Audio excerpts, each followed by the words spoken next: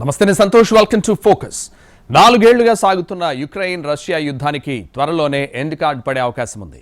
America అధ్యక్షుడు Trump ప్రతిపాదనలకు 90% అంగీకారం కుదిరిందంటూ Zelensky ప్రకటించారు. కీలకమైన డాన్బాస్ ప్రాంతంపై రష్యా యుక్రెయిన్ చర్చించాల్సి ఉంది. ఇదే ఇవాల్టి స్పెషల్ ఫోకస్. 4 ఏళ్లుగా సాగుతున్న రష్యా యుక్రెయిన్ యుద్ధం ముగింపు దశకు చేరుకుంటోంది.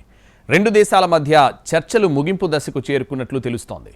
రష్యా యుక్రెయిన్ మధ్య 90% ఒప్పందాలపై అంగీకారం కుదిరినట్లు జెలెన్స్కీ అంగీకరించారు. చివరి దశకు రష్యా ఉక్రెయిన్ శాంతి చర్చలు. ఉక్రెయిన్ ఆర్థిక వ్యవస్థ పుంజుకునేలా ప్లాన్. సున్నితమైన క్లిష్టమైన సమస్యలపై మరోసారి చర్చలు. శాంతి ప్రణాళికలో 90% అంశాలపై ఏకాభిప్రాయం.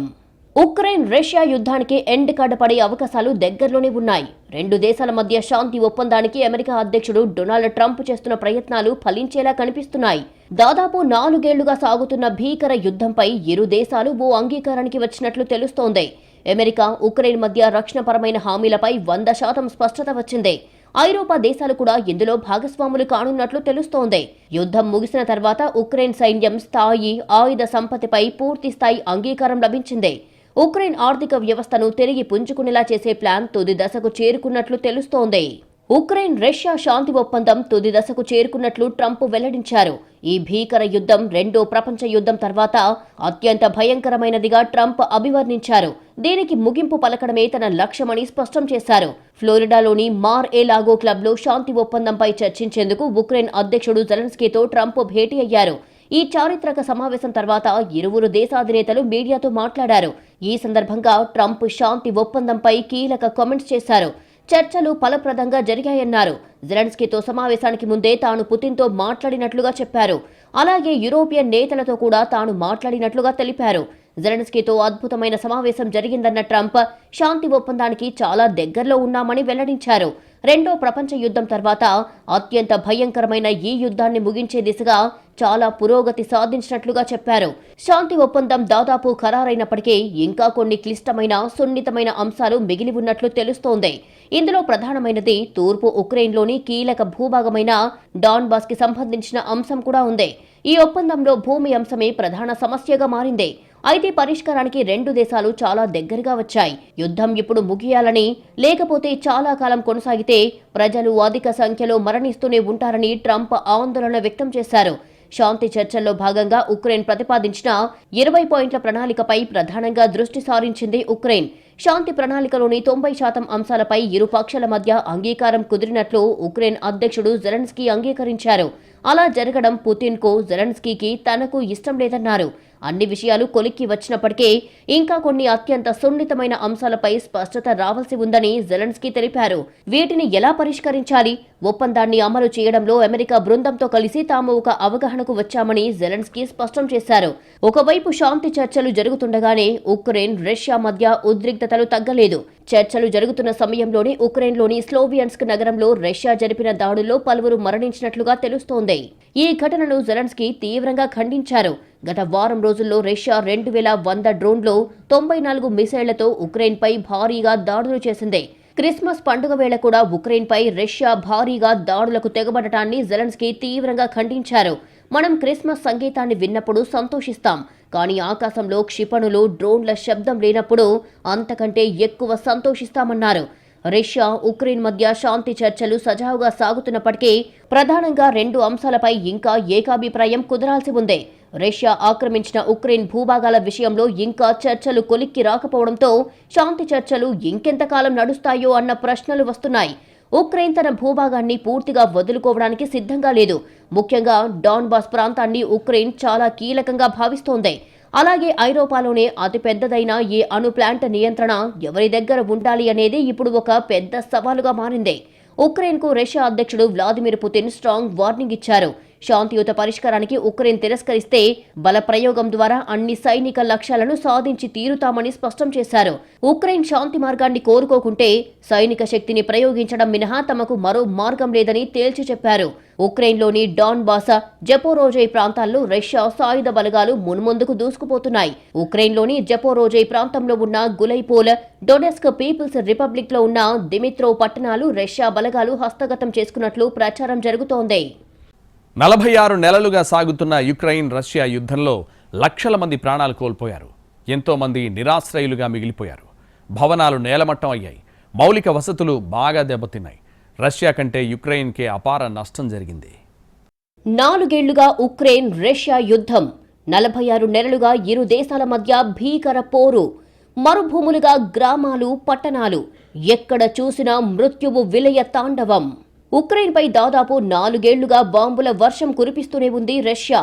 అస్తిత్వమే లక్ష్యంగా సర్వశక్తులు ఒడ్డి పోరాడుతోంది ఉక్రెయిన్.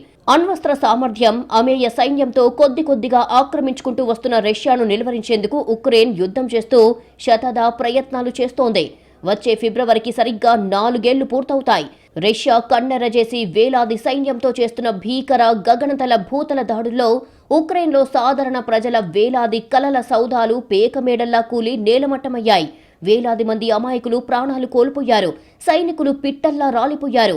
మార్షల్లా ప్రయోగించి జెలెన్స్కీ ప్రభుత్వం యువత మొదలు నడివయసు వారిదాకా దమ్మున్న వారందరినీ రణక్షేత్రంలోకి దింపి పోరాటం చేయిస్తోంది. దశాబ్దాల నాటి దౌత్య ఒప్పందాలను ఉల్లంఘించిందని, నాటోలో చేరికను వ్యతిరేకిస్తూ రష్యా సమర శంఖం పూరించింది. ఇస్తాంబుల్ వేదికగా రష్యా, ఉక్రెయిన్ మధ్య 30 రోజుల కాల్పుల విరమణ ఒప్పందం కోసం చర్చలు జరిగాయి. ఉక్రెయిన్లో 4 రీజియన్ల నుంచి కీవ్ దళాల ఉపసంహరణ సహా పలు డిమాండ్లతో రష్యా కాల్పుల విరమణ ప్రతిపాదన చేసింది. ఉక్రెయిన్ అందుకు నిరాకరించడం వల్ల కాల్పుల విరమణ ఒప్పందం కుదరలేదు. సుదీర్ఘ యుద్ధంలో ఉక్రెయిన్ అలసిపోయిందని రష్యా భావిస్తోంది. 1000 కిలోమీటర్ల ఫ్రంట్ లైన్లో చాలా చోట్ల రష్యా దళాలు ముందుకు చొచ్చుకెళ్తున్నాయి. అయితే ఉక్రెయిన్ నిలువరించలేకపోతోంది. మరోవైపు తమ క్షిపణులు, డ్రోన్లతో ఉక్రెయిన్పై రష్యా నిత్యం విరుచుకుపడుతూనే ఉంది. ఈ ఏడాది జనవరిలో అమెరికా అధ్యక్షుడిగా రెండోసారి బాధ్యతలు చేపట్టిన ట్రంప్ 24 గంటల్లో రష్యా, ఉక్రెయిన్ యుద్ధాన్ని ఆపుతారని చెప్పి పలుమార్లు ప్రయత్నించారు. ఉక్రెయిన్తో యుద్ధాన్ని ఆపకపోతే రష్యాపై ఆంక్షలు విధిస్తామని హెచ్చరించారు. పశ్చిమ దేశాలతోనూ ఒత్తిడి చేయించారు. అల్టిమేటం జారీ చేశారు. అయినా రష్యా, ఉక్రెయిన్ యుద్ధాన్ని ట్రంప్ ఆపలేకపోయారు. ఆ తర్వాత 2 దేశాల అధినేతలతో పలుమార్లు ఫోన్లో సంప్రదింపులు జరిపినప్పటికీ ఎలాంటి ఫలితం దక్కలేదు. రష్యా, ఉక్రెయిన్ మధ్య చర్చలకు ప్రయత్నించినప్పటికీ ముందుకు సాగలేదు. ఇరు దేశాలు తమ డిమాండ్లకు కట్టుబడి ఉండటమే అందుకు కారణమయ్యింది. శాంతి చర్చల్లో భాగంగా ఉక్రెయిన్ అధ్యక్షుడు జెలెన్స్కీతో వైట్ హౌస్లో భేటీ అయ్యారు. ఆ తర్వాత ఆగస్టు 15న అమెరికాలోని అలాస్కాలో ట్రంప్, పుతిన్ సమావేశమయ్యారు. ఉక్రెయిన్ రష్యా యుద్ధం దాదాపు 4 ఏళ్లుగా సాగుతూనే ఉంది.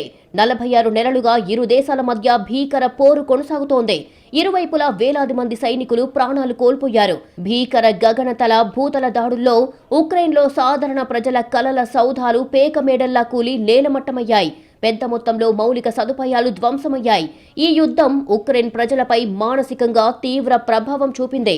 అనేక మంది డిప్రెషన్, ఆందోళన వంటి మానసిక సమస్యలతో బాధపడుతున్నట్లుగా నిపుణులు చెబుతున్నారు. రష్యా, ఉక్రెయిన్ అధునాతన ఆయుధాలతో పరస్పర దాడులు చేసుకుంటున్నాయి. ఎక్కడ చూసినా మృత్యువు విలయ తాండవం చేస్తోంది.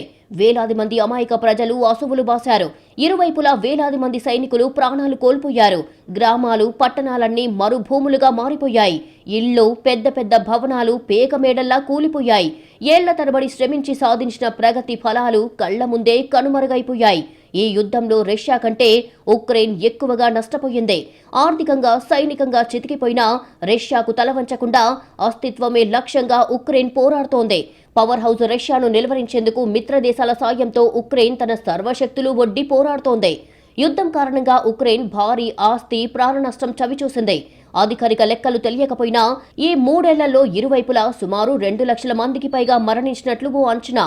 ఈ పోరు ఉక్రెయిన్ ఆర్థిక వ్యవస్థను తీవ్రంగా దెబ్బతీసింది. ఉక్రెయిన్లో జీవ వ్యయాన్ని భారీగా పెంచింది. అంతర్జాతీయంగా తగ్గిన వాణిజ్యంతో ఉక్రెయిన్ నష్టాలు చరిత్రలో ఎన్నడూ చూడని స్థాయికి చేరుకున్నాయని ఆర్థికవేత్తలు చెబుతున్నారు.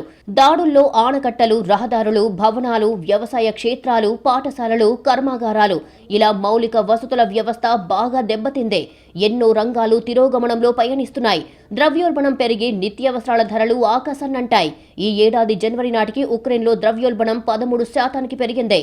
మౌలిక సదుపాయాలకు దాదాపు $170 బిలియన్ ప్రత్యక్ష నష్టం జరిగినట్లు కీవ్ స్కూల్ ఆఫ్ ఎకనామిక్స్ తెలిపింది. 2022లో యుద్ధం మొదలైన రోజు నుంచే ఉక్రెయిన్లో వందల సంఖ్యలో కంపెనీలు నష్టపోయాయని పేర్కొంది. ముఖ్యంగా ఉక్రెయిన్ ఆదాయానికి కీలక వనరుగా ఉన్న మెటలర్జికల్ పరిశ్రమ రంగం భారీగా నష్టాన్ని చూసింది. ఇప్పుడు ఈ రంగాన్ని పునరుద్ధరించడం అసాధ్యంగా కనిపిస్తోందని ఆందోళన వ్యక్తమవుతోంది. ఉక్రెయిన్ జీడీపీకి $100 బిలియన్ నష్టం చేకూరింది. వాణిజ్య పరిశ్రమ రంగానికి సంబంధించి దాదాపు 15 లక్షల కోట్లు, వ్యవసాయ రంగానికి 5.8 లక్షల కోట్ల నష్టాలు వాటిల్లాయి. రవాణా, వాణిజ్యం, ఎగుమతులు, వ్యవసాయం, విద్యుత్, పరిశ్రమ రంగాలు తీవ్రంగా దెబ్బతిన్నాయి. ఉక్రెయిన్ పునర్నిర్మాణానికి $100 బిలియన్ నిధులు అవసరమవుతాయని ఓ అంచనా. ఉక్రెయిన్కు మిత్ర దేశాల నుంచి భారీ స్థాయిలో సాయం అందుతున్నా అది ఎక్కువగా సైనిక, రక్షణపర సాయమే తప్పితే సాధారణ ప్రజల జీవితాలను బాగు చేసేది కాదు. దీంతో యుద్ధంలో ఉక్రెయిన్ తన భూభాగాలను మాత్రమే కాదు, భవిష్యత్తును కొంత కోల్పోతోందనేది వాస్తవం. ఈ యుద్ధం ఉక్రెయిన్ ప్రజలపై మానసికంగా తీవ్ర ప్రభావం చూపినట్లు నిపుణులు చెబుతున్నారు. చాలా మంది ఉక్రెయిన్ పౌరులు మానసిక ఒత్తిడికి గురైనట్లు ఆరోగ్య నిపుణులు అంటున్నారు. అనేక మంది డిప్రెషన్, ఆందోళన వంటి సమస్యలతో బాధపడుతున్నారని చెప్పారు. ఉక్రెయిన్ జనాభాలోని దాదాపు 55% మంది ప్రజలు మానసిక నిపుణులను సంప్రదించినట్లుగా నివేదికలు చెబుతున్నాయి. దీని నుంచి బయటపడటానికి ఆధ్యాత్మిక మార్గాన్ని ఎంచుకుంటున్నారు. దాదాపు 71% మంది ఉక్రెయిన్ పౌరులు శాంతి కోసం ఎదురు చూస్తున్నారు. మరోవైపు 2022లో యుద్ధం ప్రారంభమైనప్పటి నుంచి ఉక్రెయిన్ దాదాపు 11% భూభాగాన్ని కోల్పోయింది. 2014 నుంచి చూసుకుంటే దాదాపు 18% ఉక్రెయిన్ భూభాగాన్ని రష్యా ఆక్రమించుకుంది. అటు దాదాపు 60 లక్షల మందికి పైగా ఉక్రెయిన్ పౌరులు తమ దేశాన్ని వదిలి విదేశాలకు వలస వెళ్లారు. యుద్ధం చివరి దశకు వచ్చిందని ట్రంప్ చెబుతున్న కీలకమైన ప్రాంతాలపై పట్టు కోసం యుక్రెయిన్, రష్యా ప్రయత్నిస్తున్నాయి. యుక్రెయిన్లోని మాస్కో ఆక్రమించిన ప్రాంతాలు ఎవరికి చెందుతాయి? డొనాల్డ్ ట్రంప్ చెబుతున్న ఫార్ములా ఏంటి? జపోరేజియా అణు విద్యుత్ కేంద్రంపై హక్కులు ఎవరికి? డొనెట్స్క్, లూహాన్స్క్ ఆధిపత్యంపైనే వివాదం. జపోరిజియాపై ఇద్దరికీ సమాన భాగస్వామ్యం. ట్రంప్ ప్రతిపాదనకు 2 సై అంటాయా? రష్యా ఇప్పటి వరకు ఆక్రమించిన ప్రాంతం ఎవరికి? హఠాత్తుగా యుద్ధంలో కూరుకుపోయిన ఉక్రెయిన్ మిత్ర దేశాల నుంచి అందుతున్న అధునాతన ఆయుధాలతో రష్యాపై ఎదురుదాడి చేస్తోంది. లక్షల మంది రష్యన్ సైనికులను నేలకూల్చింది. రెండో ప్రపంచ యుద్ధం తర్వాత యూరప్లో వెలుగు చూసిన అతిపెద్ద వైరం ఇదే. వాస్తవానికి తాజా యుద్ధానికి పునాదులు 10 ఏళ్ల క్రితమే పడ్డాయి. 2014లో ఉక్రెయిన్లోని క్రిమియా ద్వీపకల్పాన్ని రష్యా ఉన్నపలంగా ఆక్రమించుకుంది. ఆనాటి నుంచి ఇరు దేశాల మధ్య సంబంధాలు పూర్తిగా చెడిపోయాయి. ఆ తర్వాత 2022 ఫిబ్రవరి 24వ తేదీన ఉక్రెయిన్ పైకి రష్యా దండయాత్ర మొదలుపెట్టింది. వందల కొద్ది చిన్నపాటి క్షిపణులు ప్రయోగిస్తూ వేలాది సైనికులను వార్ జోన్లోకి దింపింది. తొలి రోజుల్లో రాజధాని కీవ్ దాకా దూసుకొచ్చి భీకర దాడులు చేసిన రష్యా ఆ తర్వాత ఆక్రమణ వేగాన్ని అనూహ్యంగా తగ్గించింది. ఉక్రెయిన్ వైపు నుంచి ప్రతిఘటన కూడా దీనికి ఒక కారణం. ఉక్రెయిన్ తొలినాళ్లలో యుద్ధంలో తడబడినా ఆ తర్వాత అగ్రరాజ్యం అమెరికా, యూరప్ దేశాల ఆర్థిక, ఆయుధ సహకారంతో చెలరేగిపోయింది. ధాటిగా దాడులు చేస్తూ పుతిన్ సైన్యానికి ముచ్చెమటలు పట్టించింది. దీంతో మరింత శక్తివంతమైన ఆయుధాలను రష్యా బయటికి తీయక తప్పలేదు. ప్రతిగా డ్రోన్లకు ఉక్రెయిన్ పనిచెప్పింది. దృఢత్వానికి చిరునామా అయిన అత్యంత ఖరీదైన వేలాది రష్యన్ యుద్ధ ట్యాంకులను సైతం సులువుగా చవకైన డ్రోన్లతో పేల్చేసింది జెలెన్స్కీ సేన. అణ్వస్త్రాలు లేకున్నా ఉక్రెయిన్తో యుద్ధం అంత తేలిక కాదని పుతిన్కు రాను రాను అర్థమయ్యింది. రష్యాకు తగ్గట్లు ఉక్రెయిన్ సైతం అధునాతన యుద్ధ వ్యూహాలను అమలు చేస్తుండటంతో రష్యా వైపు నష్టం భారీగానే ఉంది. అంతర్జాతీయ బృందాలు, సంస్థల నివేదికల ప్రకారం యుద్ధంలో ఏకంగా 8,66,000 మంది రష్యా సైనికులు చనిపోయారు. ఉక్రెయిన్ విషయంలో చూస్తే కేవలం 1,00,000కు పైగా సైనికులు చనిపోయినట్లు తెలుస్తోంది. ఏకంగా 10,161 రష్యన్ యుద్ధ ట్యాంకులను ఉక్రెయిన్ ధ్వంసం చేసింది. ఉక్రెయిన్లోని 18% భూభాగాన్ని రష్యా ఆక్రమించుకోగలిగింది. ఉక్రెయిన్ భూమిలో దాదాపు 5వ వంతు 1,14,500 చదరపు కిలోమీటర్లు రష్యా ఆక్రమించింది. జపరోజియా, ఖేర్సన్ ప్రాంతాలలో దాదాపు 3 వంతులు రష్యా నియంత్రణలో ఉంది. ఉక్రెయిన్లోని ఖార్కివ్, సుమీ, మైకోలైవ్, డిప్రోపెట్రోవ్స్క్ ప్రాంతాలలోని చిన్న భాగాలు రష్యా ఆక్రమణలో ఉన్నాయి. సుమీ, ఖార్కివ్ ప్రాంతాలలో రష్యా దాదాపు 400 చదరపు కిలోమీటర్ల భూభాగాన్ని నియంత్రిస్తుంది. కోస్ట్ యాంటినివ్కా, స్లోవియాన్స్క్ పట్టణాల మధ్య వ్యూహాత్మక కోట బెల్ట్ ఉంది. కోట బెల్ట్లో కీలకమైన పట్టణాలు ఉన్నాయి. స్లోవియన్స్క్, క్రామటోర్స్క్, డ్రుజ్కివా, ఒలిక్సియేవో, కోస్ట్ యాంటినివ్కా ఇవన్నీ 2014 నుంచి ఉక్రెయినియా దళాల నియంత్రణలో ఉన్నాయి. మాస్కో కూడా డాన్బాస్ ప్రాంతంలో వేర్పాటువాదులకు మద్దతిచ్చింది. దీని ఫలితంగా డొనెట్స్క్, లూహాన్స్క్ పీపుల్స్ రిపబ్లిక్లు ఏర్పడ్డాయి. రష్యా ఫిబ్రవరి 21, 2022న ఈ సంస్థలను అధికారికంగా గుర్తించింది. డాన్బాస్ అని పిలిచే డొనెట్స్క్, లూహన్స్క్ ప్రాంతాల ఆధిపత్యంపైనే వివాదం అలాగే ఉందని జెలెన్స్కీ తెలిపారు. ఇది అత్యంత క్లిష్టమైన అంశమని నేతల స్థాయిలోనే చర్చిస్తామని చెప్పారు. అయితే ఈ ప్రాంతంపై పూర్తి ఆధిపత్యం కావాలని రష్యా డిమాండ్ చేస్తోంది. ఇందులో కొంత ప్రాంతం ఇంకా ఉక్రెయిన్ ఆధీనంలోనే ఉంది. ఈ కారణంగా రష్యా డిమాండ్ను ఉక్రెయిన్ తిరస్కరిస్తోంది. దీన్ని స్వేచ్ఛ ఆర్థిక ప్రాంతంగా మారుద్దామని అమెరికా సలహా ఇచ్చింది. అయితే దానిని రెఫరెండం ఆధారంగా నిర్ణయించాలని, ఉక్రెయిన్ ప్రజలు వారి భవిష్యత్తును వారే నిర్ణయించుకుంటారని జెలెన్స్కీ పట్టుబడుతున్నారు. ఐరోపాలోనే అతిపెద్దదైన జపరోజియా అణు విద్యుత్ కేంద్రాన్ని రష్యా, ఉక్రెయిన్ల కన్సార్షియం ఏర్పాటు చేసి నిర్వహిద్దామని అమెరికా ప్రతిపాదించింది.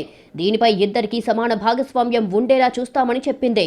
కానీ ప్రస్తుతం రష్యా ఆధీనంలో ఉన్న ఈ విద్యుత్ కేంద్రంపై కన్సార్షియాన్ని ఉక్రెయిన్ వ్యతిరేకిస్తోంది. అమెరికా, ఇతర మిత్ర దేశాల నుంచి ఉక్రెయిన్కు అందుతున్న భారీ ఆయుధాలే ఇందుకు ప్రధాన కారణం. ఎప్పటికప్పుడు ఆయుధాలు, మందుగుండు, సైనిక ఉపకరణాలు, ఆర్థిక సాయంతో ఉక్రెయిన్ పోరాటం చేస్తోంది. యుద్ధంలో రష్యా దాదాపు ఏకాకిగా మారింది. రహస్యంగా ఉత్తర కొరియా, చైనా, ఇరాన్ వంటి దేశాల నుంచి ఆయుధాలు, డ్రోన్లు, తదితర ఆయుధాలు రష్యాకు అందాయి. అమెరికా, తదితర దేశాలు రష్యాపై ఆర్థిక ఆంక్షల కత్తిగుచ్చాయి. సొంత దేశంలోనూ యుద్ధాన్ని వ్యతిరేకిస్తున్న రష్యన్లు కోట్లలో ఉన్నారు. యుద్ధం కారణంగా విదేశీ వస్తువుల లభ్యత తగ్గి డిమాండ్ పెరిగింది. దీంతో ద్రవ్యోల్బణం పెరిగి రష్యన్లు తీవ్ర ఇబ్బందులు పడుతున్నారు. ఆయుధం చేతికిచ్చి యుద్ధానికి పుతిన్ పంపిస్తాడు అన్న ముందస్తు అంచనాతో తొలినాళ్లలోనే వేలాది మంది యువ రష్యన్లు దేశం నుంచి పారిపోయారు. మరోవైపు ఇప్పటిదాకా రష్యా ఆక్రమించిన ప్రాంతం రష్యాకే చెందుతుందని డొనాల్డ్ ట్రంప్ వాదిస్తున్నారు. ఇప్పటికీ వాస్తవాదిన రేఖని అంగీకరించేలా జెలెన్స్కీని ఒప్పించాలని ట్రంప్ భావిస్తున్నట్లుగా తెలుస్తోంది. ఈ డీల్కు ఒప్పుకోకపోతే మిత్రదేశాల నుంచి ఎలాంటి సాయం అందకుండా అడ్డుకుంటారని ట్రంప్ హెచ్చరికలు జారీ చేశారు. అధునాతన ఆయుధాలతో దూసుకొస్తున్న రష్యా సేనలను అడ్డుకోవాలంటే ఉక్రెయిన్కు విదేశీ ఆయుధ సాయం తప్పనిసరి. దీంతో తప్పనిసరి పరిస్థితుల్లో అమెరికా పెట్టే షరతులకు జెలెన్స్కీ ఒప్పుకోక తప్పదు అన్న ప్రచారం జరుగుతోంది.